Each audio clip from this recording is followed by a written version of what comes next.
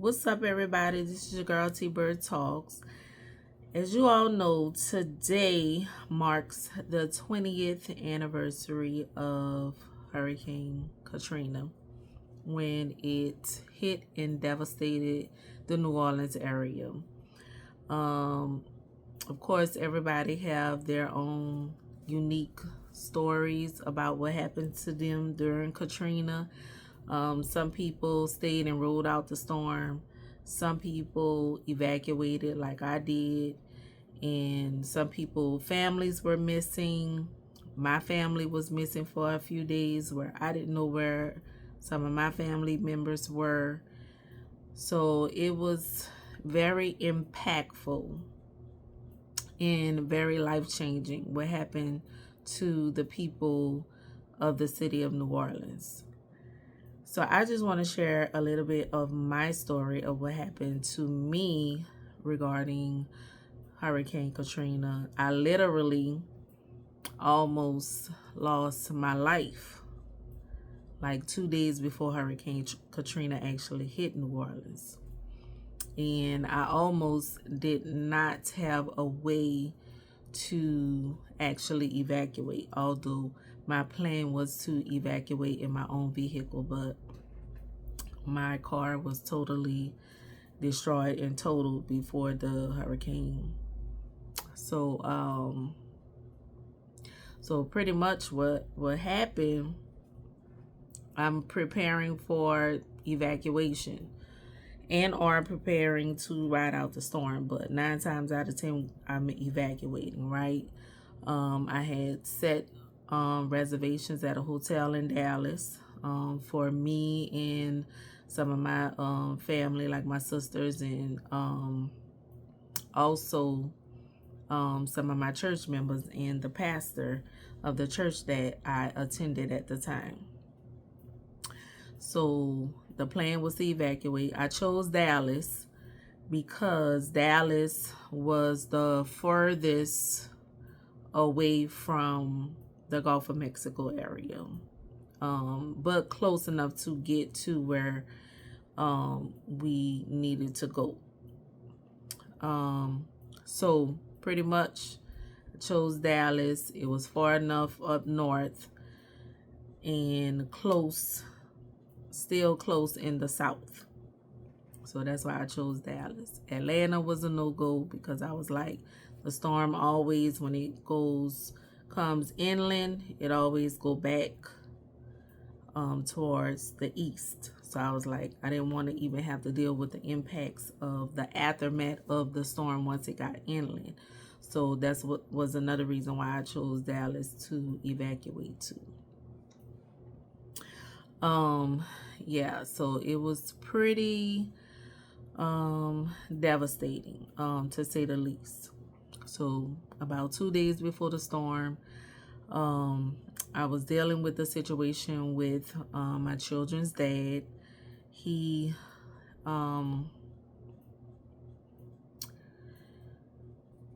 pretty much he almost took my life and his own life as well. Like I said, I was preparing for the storm. I went to the store at the time. I went to Walmart to pick up, some necessities, water, and, any and everything that we may have needed to go on the road, food, different things like that. And during the course of the time that I'm out and about, just kind of grabbing some things, going to a few corner stores for some stuff that I, wanted to grab. I'm just talking to people. A lot of people saying they was going to ride out the storm, right? So I'm telling them, I say, look, I think, this is going to be bad. I didn't anticipate how bad it was going to be. I didn't anticipate that it was going to be bad to a point where we wasn't going to be able to come home. But yeah, I knew that it was going to be a bad storm. So I was like trying to encourage everybody that was saying they was gonna ride it out because people didn't take it serious or whatever, right? So it was like, yeah, I'm gonna ride this thing out or whatever. So I was like, I think, if you could evacuate. Don't even stay in the city because you just don't know how bad it could get. So And the reason why I knew that storms could be really, really bad and devastating is because years ago, I rode out Hurricane Andrew. I decided to leave the shelter. Well, I was already planning on not going to the shelter, but I went to the shelter. My family was at the shelter. I ended up leaving the shelter, going to stay by my auntie. And Hurricane Andrew was bad. We didn't even get the eye of the storm. We literally got the tail end of the storm, and the tail end of the storm was so bad. I was super nervous. I thought the house was gonna fall down. It was really bad. So I was like, when I had that experience, I was like, never again will I ride out a storm in a house or whatever. I'm going to evacuate to a shelter. I'm going to do something, or go out of town. So when I saw how bad Katrina was looking in that Gulf, I was like, oh no, we got to go. I wasn't playing with it. So, long story short, as far as how I almost lost my life before Katrina even hit, I was going through a really bad situation with my children's dad, and he wasn't in his right mind, and pretty much he tried to run. He actually ran me off the road. So like he started crashing his car into my car, and I had to call the police. And then pretty much he crashed his car into my car, ran me off the road. I hit a sign and I almost hit a building. And so thank God I wasn't injured. The cars were damaged or whatever, but they were, damaged to a point where I could not take neither car to leave to go out of town or whatever. Pretty much my children's dad, he was arrested. So he literally was in OPP at the time that the storm hit. So I was concerned about him, although he, almost took my life or whatever. I still was concerned about his safety as well, because that still was my children's dad, right? So while I actually was able to get a ride with one of my church members and the pastors of the church at the time that I was attending out of town, because we all was going to the same place, because I had made reservations for everybody to go to the same hotel and, to go to Dallas. So I was able to, with my two sons, I was able to hitch a ride with, these particular church members or whatever, right? So, yeah, so Hurricane Katrina, we get to our destination. Of course, the drive was extremely long. It took us maybe from New Orleans to Dallas is an 8-hour drive or whatever. If you stop for gas or whatever, it's going to be an extra 30 minutes to an hour, right? So it took us probably a good almost 24 hours to get to Dallas. It was bumper to bumper traffic, slow motion all the way there just about, right? So Katrina hit. We in Dallas or whatever, we all in the hotel. Before I even left, I went to check on my people, my family in the Ninth Ward, because we from the lower 9. So I went to check on them. They were talking about they wasn't, evacuating. I begged them to evacuate. I was like, look, it's going to be bad. Y'all need to get from down here in this Ninth Ward, right? So they was like, no, we going to ride it out. We going to ride it out. So I was like, okay. I said, but okay, if y'all ride it out, that's fine. But don't ride it out in the Ninth Ward. Like, get from down here. That's what I told them, because all I can remember is my mama and my aunties and my grandmother and my uncles always talking about how bad Hurricane Betsy was. And they say the water had got like to the roof during Hurricane Betsy. So, and they had to be rescued in boats and all of that stuff like that. So I was like, I knew how bad the Ninth Ward could get. At the time, I wasn't staying in the Ninth Ward. I was staying in the east area of New Orleans or whatever. So, but just, remembering the stories that they told regarding Hurricane Betsy and how bad it got in the Ninth Ward, I was like, it could possibly get bad like that again, with Hurricane Katrina. In the ninth ward, I didn't think that the whole city was going to catch a flood like that. But I knew the ninth ward had the propensity to, catch a really bad flood, like to the roof. So I'm trying to tell my people, don't stay down here or whatever. At least go somewhere where, higher ground or something like that, right? So, okay, Katrina hit. We're in Dallas, right? Katrina hit. They're talking about, that it was, for the most part, it was a lot of wind damage, stuff like that. So we thinking everything, people survived, everything good, right? It wasn't as bad as we anticipated. Some people anticipated, right? So probably a day or so after the storm hit, we started seeing news reports coming in, flood waters coming through in the city, like pouring in. So I was like, it was insane. I was like, most of my family didn't evacuate. So my family missing. Like, I don't know where some of my family members are. So I'm like scared and nervous. And I'm like, Lord Jesus, this is crazy. I'm like watching all of this unfolding on TV.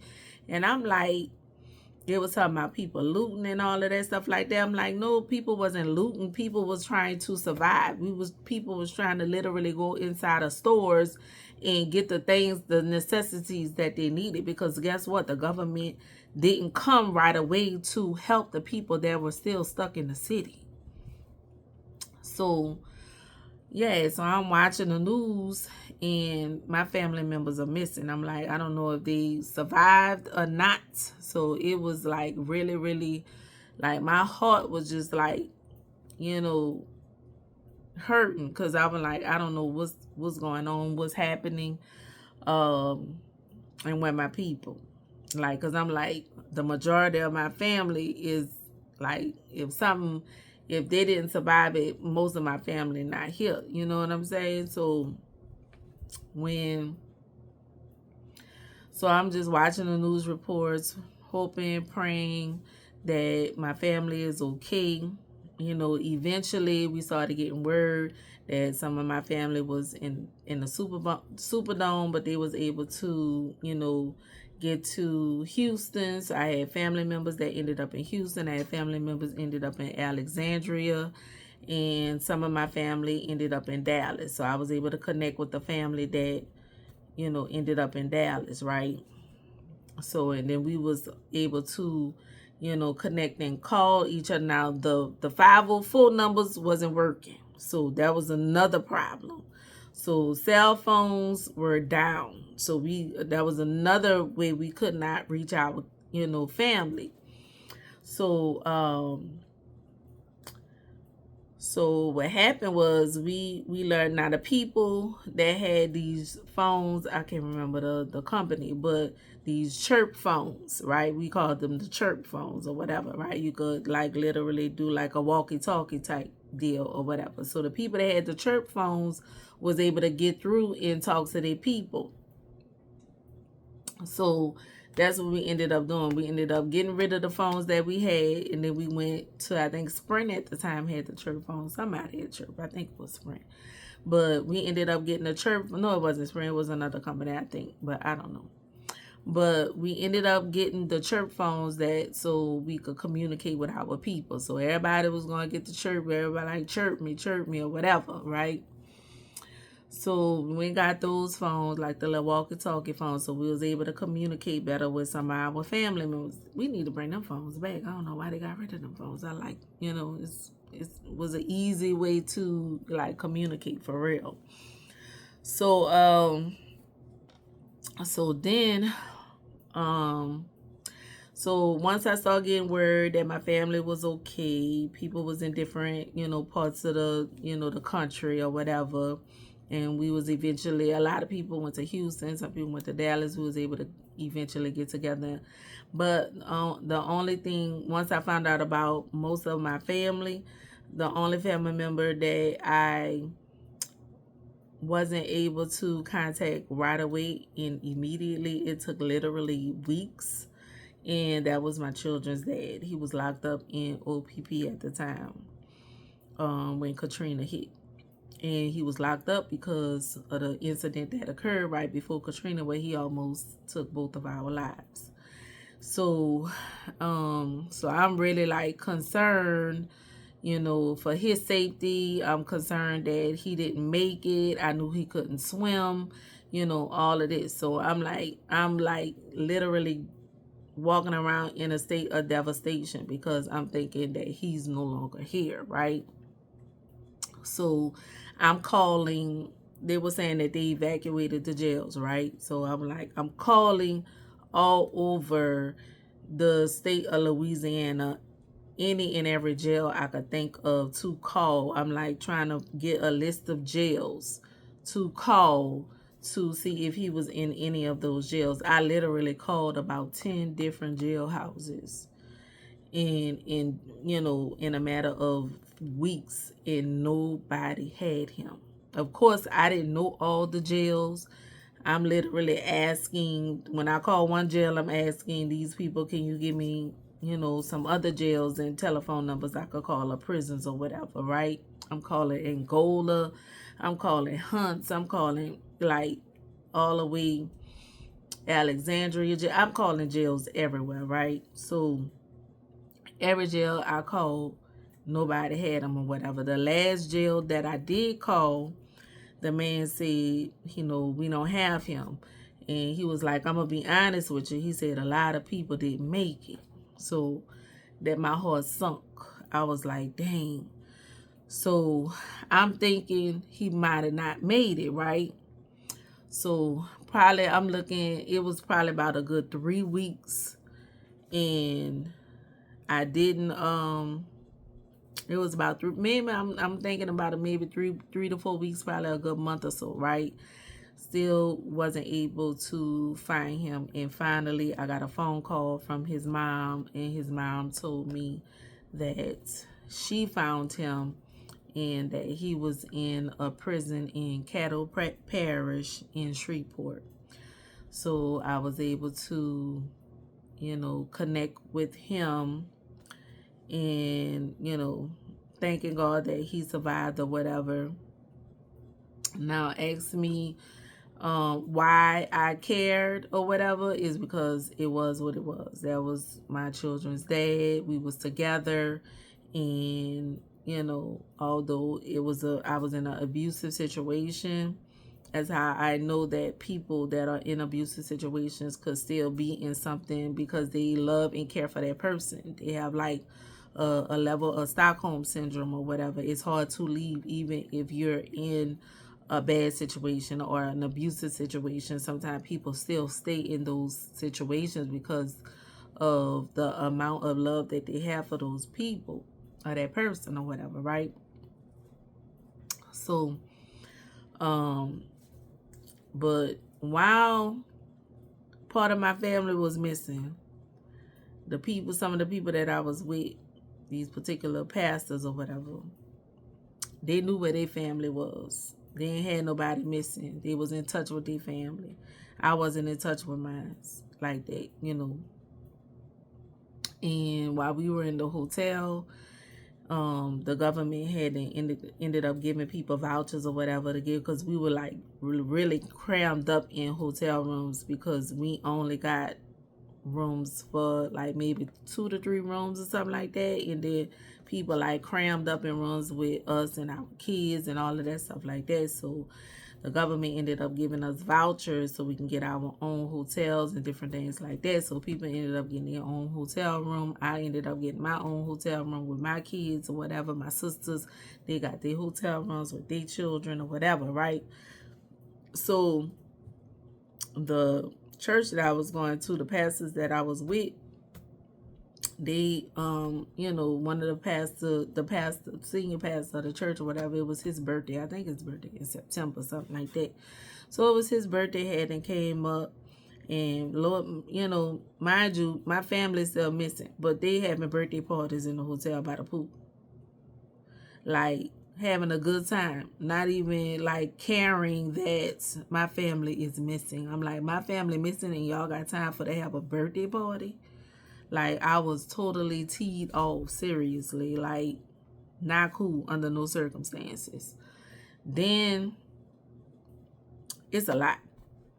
So then they wanted me to still work on church business and all of that stuff like that. And I'm like, I can't handle church business because I got my own business to handle. I got to take care of me and my children at this point, and figure out what I'm going to do.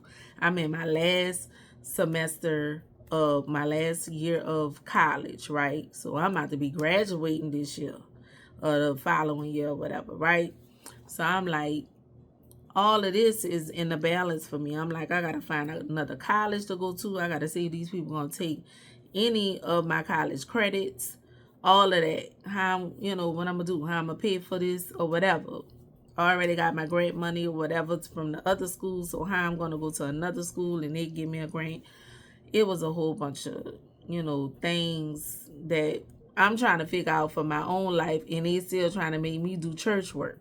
And I'm like, no, I'm not doing that. So yeah, so it was a lie. I'm like, at the end of the day, you can't make a person, focus on what's going on in your life in the church. And they talking about trying to start another church and all this different kind of stuff. And I'm like, look, I got things I got to figure out for me and mine at this point. I got 2 young kids. I got to figure it out. So I ended up coming back to Louisiana because Suno, the college that I was at Southern in Baton Rouge. So I was able to go back to school, left my mom with my kids, stuff like that, right? So yeah, it was a lot to transition. So during the course of that time, the pastors was like, they was going to Houston because it was like, oh, they got people helping out in Houston. Although I was like settled in Dallas. I'm like, I'm settled in Dallas. I got a really nice apartment, nice neighborhood. I'm really like, okay. And I also like was looking out for everybody to make sure everybody was able to get an apartment. So we was able to get places to stay. Now, let me tell you how culture shock I was, though, in Dallas. It was a mess. So the agency that was helping us to get housing and stuff like that, it was like, we was going around the city, talking to different people. They was like, oh, don't move to South Dallas, right? Because it was like, South Dallas bad, this and that and the third, right? So all we knew, don't move to South Dallas. People were saying the northern part of Dallas was better to move to. So I was like, so we was like, look, we don't want to move to South Dallas. We want to move somewhere up North Dallas, something like that, right? So they was like, but yeah, South Dallas got bus lines and you want to make sure you're on a bus line. We was like, look, we ain't worrying about that. We got cars. Although I didn't have a car. I was like, I'm going to figure it out. I'm going to, whatever I got to do. But I don't want to go to South Dallas. I'm from the hood, yes. But somebody else move in somebody else's hood, that was a no-no for me. I was like, no, we not doing that. So I like, I'm going to figure it out. I'm okay with not being on the bus line. North Dallas it is, okay? So she found us a place in Valley Ranch, right? And she was like, oh, y'all going to be next to the Cowboys or whatever. And I was like, okay, the Cowboys. And she was like, yeah, the Cowboys or whatever. You're going to be across the street from the Cowboys. And I was like, cross the street from the Cowboys. And so I was like, oh, okay. So I said, what is a ranch I said, we're going to be living across the street from a ranch with, with horses and people with cowboy hats and boots. So the lady just started laughing. I was like, what's she laughing at? She was like, she just started cracking up laughing. She was like, no. She was like, the Dallas Cowboys, the football team. I was like, what? That's how tore up I was in culture shock. I was. This is why, but I had to laugh at myself. I was like, oh my God. I said, I didn't even realize, it didn't even register to me about the Dallas Cowboys when she said we was gonna be across the street from the Cowboys. I said, this is crazy. I said, oh my God. I said, I don't know what the heck I'm thinking and what's going on, right? I said, yeah, super culture shock. I didn't realize we had an accent till we got to Dallas. And people was like, oh, some people was like, oh, I like your accent or whatever, right? And I was like our accent? I'm like, what you talking about? Like, I didn't even know we had an accent. So I'm like, okay. So everywhere we went, people was like, say baby. And I was like, say baby? Not baby, just like a natural thing that came out of our mouth when we talking, right? We were like, yeah, baby, or whatever. You know, they're like, say baby. And I was like, say baby? I'm like, what's wrong with these people? So everybody was like, wanted us to talk. People wanted us to say baby and all of that stuff like that. So I'm like, we really do have an accent, because I'm listening at how they talk in Dallas. I'm like, they sound totally different from how we talk. So I was like, well, I guess we do got an accent. I was like, okay. So, and then some people liked our accent, and then some people was like, felt like our accent, we was rude or something, right? So I'm like, there's this little chicken place called Williams Chicken. So I was like, we going now. We in South Dallas at this, we kind of just driving through the city, just exploring, right? So I don't know how we ended up in South Dallas, but we in South Dallas. We go to this Williams Chicken in South Dallas. I'm in the drive-through. So the lady give us our chicken or whatever, and she was like, and I said, give me some I said, can you give me some ketchup? Like that, right? And she was like, why you gotta be so rude? And I'm like, I wasn't even being rude. I was like that. I said, no, baby. I said, I'm not being rude. That's just how we talk. So she was like, oh, okay, or whatever. And I was like, damn, these people that really think we rude. Like, some people was thinking we was rude. Some people liked our accent. And then just some people was like, no, y'all rude. And I was like, we really not rude. Like, New Orleans is a hospitality type of city. Like, we welcome everybody, because that's just how we are. We're a tourist city, so people always coming to New Orleans from all over the world, literally. I did not realize how unique New Orleans was until I ended up having to reestablish myself somewhere else in Dallas. That's how crazy. I was like, dang, this is crazy. I had never had no intentions of moving out of New Orleans. That was another thing. So to be in a whole nother environment and and had to acclimate myself into that culture out there, which Dallas ain't really had no culture, but you know what I'm saying? It was yeah, it was different. I was like, man, it's different. I really gotta figure out how to, feel at home here, because I'm like, we can't go back home. So once I, got myself established in Dallas or whatever, literally I was coming to New Orleans like New Orleans was around the corner. That's how much I was traveling to New Orleans. Like, my children, I ended up getting me a car. Thank God I was able to do that. I got me an apartment, stuff like that. My children was established in school, so everything was good in Dallas. I really enjoyed Dallas. And then ended up going to Houston, following behind these pastors. They ended up coming back to New Orleans. And I'm like, and they trying to get some of us to come back to New Orleans, some of the members of the church to come back to New Orleans. I'm like, I'm not coming back to New Orleans. And I really shouldn't even came to Houston, because I did not like Houston at all. So I was like, I ain't doing that, so eventually, after Katrina, you was hearing about a lot of people dying after Katrina, right? So it was like my children's dad, he ended up passing away after Katrina. And literally in 2006, he had got out of jail from the incident that occurred right before Katrina between us. And he ended up passing away after 2006, after Katrina, right? So that devastated me because I thought his life was gone during Katrina, and then for him to lose his life right after, a few months after Katrina, was just like, this is insane. So that devastated me. I'm still devastated behind it, to be honest. But yeah, that was a lot. So from when that happened, he passed away when we was in Houston. From Houston, I went back to Dallas. I was like, I liked it in Dallas. I was comfortable in Dallas. I felt at home in Dallas. So that's why I went back to. I didn't come back to New Orleans. I like there's still nothing to come back to in New Orleans like that. Recovery was still happening. So I was like, my children need to be somewhere stable. So pretty much that's what I did. I went back to Dallas. And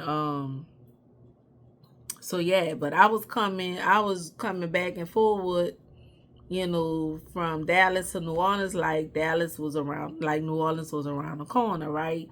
Because I'm used to being home. So I'm like, I'm coming home so I could see what's going on, see what, what the recovery efforts were, different things like that. So that's what I was doing. And then it just took a toll on me. I like probably a good year or 2 years or so like that.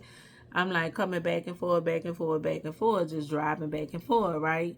So I'm like, I decided when I got tired of like coming back and forth so often, I ended up staying away from New Orleans for a whole entire 2 years.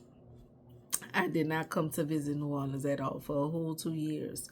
So I ended up establishing myself in Dallas.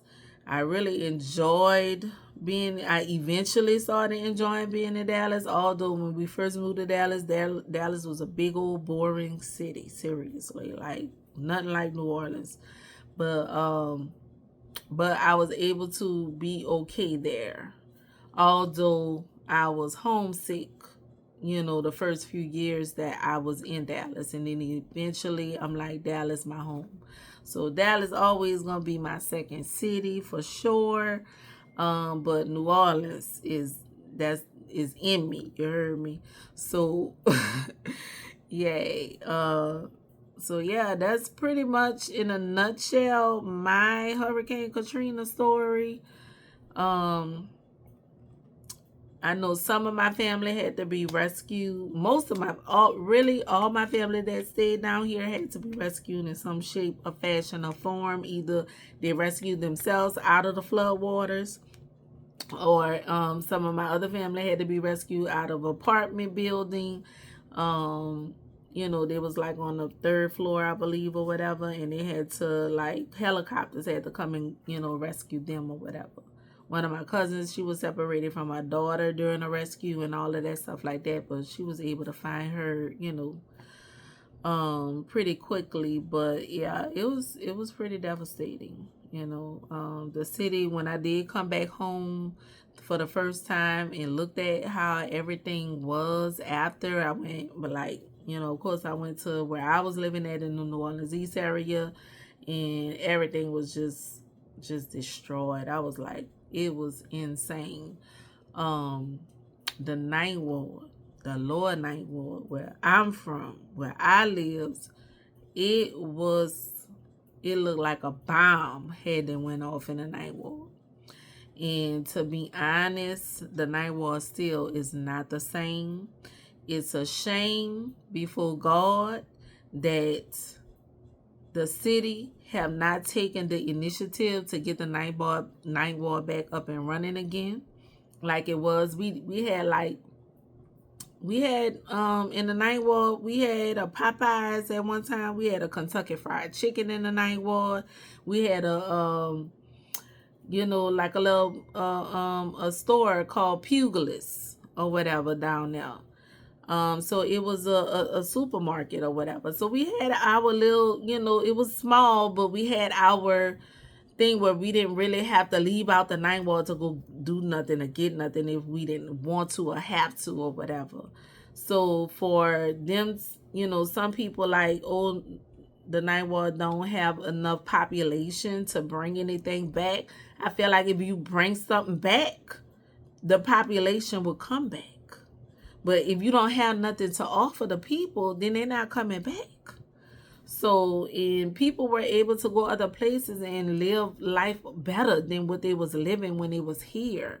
So a lot of people just didn't come back home. I see a lot of people coming back home now, and what I can say, a lot of people lost their lives in Katrina, but also in that was completely devastating for people to have lost their lives. Um, but I also noticed that a lot of people were able to establish businesses that Black people did not have, before Katrina. So I was, proud to see how people were able to come back and make a change and a difference in their lives, where you would see predominantly Iranians had businesses. You would see a lot of Vietnamese people, they had businesses. Now you see a lot of Black people have different type of businesses as well in the city. So a lot of, food businesses and stuff like that, and event halls. A lot of Black people own event halls in the city now that did not own event halls before Hurricane Katrina. So I, was really happy to see that people were able to come back and really capitalize and do better as far as business is concerned or whatever. But I'm disappointed that the Ninth Ward is still not where it was and where it should be. They say pretty much like the Ninth Ward is half the population that it used to be. And that's because they didn't rebuild. I think a lot of people lost their lives down there in the Ninth Ward, and a lot of people sold their properties to the city or whatever, and then just some people probably just lost their properties. Just, yeah, it's pretty devastating to see the Ninth Ward still the way the Ninth Ward is. I was in the Ninth Ward today, and it's still devastating. I'm like, literally, I turned up a street to go bring my auntie home, and they just had a pile of bricks, like, look like they had then put just a pile of bricks in the middle of the street. And I'm like, what the heck? My auntie thought we was going down one of them streets. I can't remember what street she was saying. She thought it was Choctaw Alley. She was like, girl, I thought we was up Choctaw Alley. I was like, no. I was like, this is Johnson. Like, they should have a big old pile of rocks in the middle of the street. That's crazy. So, yeah, the Ninth Ward is still a mess. And it's a shame that, people talk about, oh, what they going to do for the Ninth Ward, and they ain't doing nothing for the Ninth Ward. Like, literally, St. Bernard Parish is right next door to the Ninth Ward. And guess what? St. Bernard Parish is back up and running like nothing ever happened to it. So if they could get St. Bernard Parish back up and running, but St. Bernard Parish is predominantly, but that's how they do us. And it's a shame. St. Bernard Parish have a Walmart. They have all different type of fast food restaurants. St. Bernard Parish on and popping. Like nothing never happened. Like a Katrina never happened to that parish. And it had the same devastation as the Lower Ninth Ward did. Because literally, St. Bernard Parish is right next door. Had the same type of water hit. Flood waters hit that area as the Lower Ninth Ward. So why they couldn't work on fixing what happened in their Lower Ninth Ward after 20 years is still bad. They literally had a Katrina tour guide that started in the city after Hurricane Katrina. And guess what? The Katrina tour guide, guess where it went to? The Ninth Ward. Because the Ninth Ward was so hard hit, they ended up having a tour guide for the Ninth Ward. But it would be nice if the ninth ward could come back to some form better than what it was before. That way people could come back to the ninth ward and be proud to stay there and live there. And then if you have a tour, a Katrina tour, and you come to that ninth ward, you're going to see a better ninth ward than what you see now. But it's a shame before God that these people allowed the ninth ward to still be the way it is. So my hope, my prayer is that the ninth ward come back, 20 years later after Katrina, beyond this 20 years, that the city officials will work to get the ninth ward and the infrastructure in the ninth ward back up and running so that more people could come back home and reestablish themselves in the ninth ward. It's really like a ghost town in the ninth ward, seriously. Like Caffin and Galvez used to be like one of our main areas where we would go to the store. We had laundromats, we had corner stores on Caffin and Galvez, we had a record shop on Caffin and Galvez, which record shops are not a thing hardly anymore these days. But yeah, we had infrastructure. We had doctors' offices, clinics, and all of that, pharmacies, and all of that in the ninth ward. Like, and we don't have it no more. So I'm like, every time I go down there, I'm like, wow, it's a lot. It's a lot to take in because it don't look the same, seriously. So my high school, they rebuilt the high school, and then the name changed from Lawless to Martin Luther King. We had to fight to get the name back. Then we got the name back. Then they ended up closing. I think the school closed down or whatever because, something was going on back there. I don't know for sure, but it's disappointing that my high school is not there anymore. Yeah, it's a lot.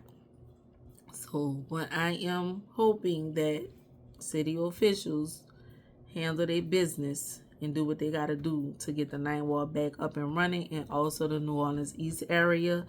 The New Orleans East area, we used to have a mall in the New Orleans East area. There was a movie theater.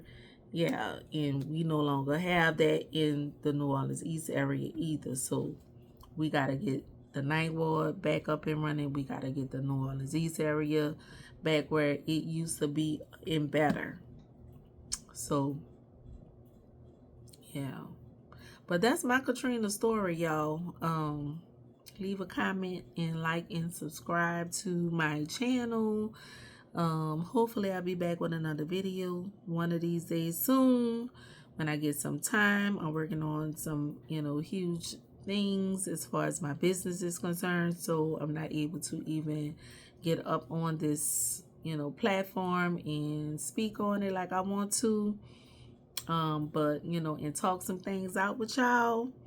But one day when I get some time, I'm gonna put some time in to come on this platform and talk, because I like to talk. That's why I'm T-Bird Talks, you heard me? So yay. But yeah, that's my Katrina story, yeah.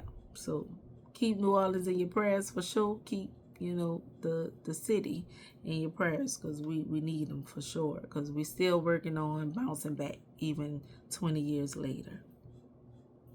All right, have a blessed one. I'm out.